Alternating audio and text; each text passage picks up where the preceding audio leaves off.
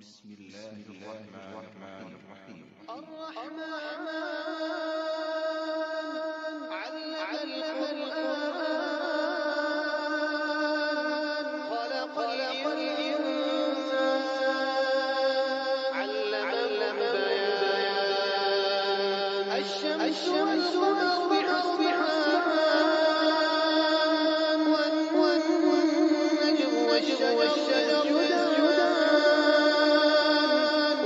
والسماء رفعها ووضع الميزان ألا تطغوا في الميزان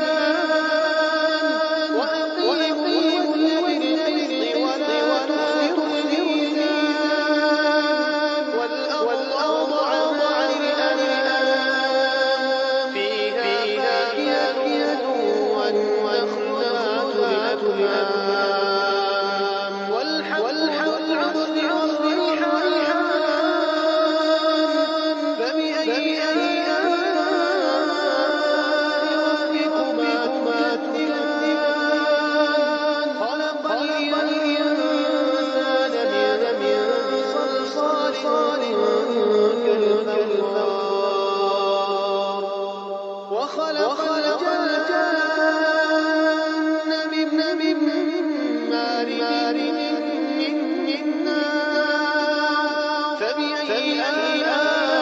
آلاء ربكما تكذبان رب المشرقين والمغربين فبأي آلاء ربكما تكذبان مرج البحرين يلتقيان بينهما برزخ لا يبغيان فبأي آلاء ربكما تكذبان يخرج منه اللؤلؤ والمرجان فبأي آلاء ربكما تكذبان وله الجوار المنشآت في البحر كالأعلام فبأي آلاء ربكما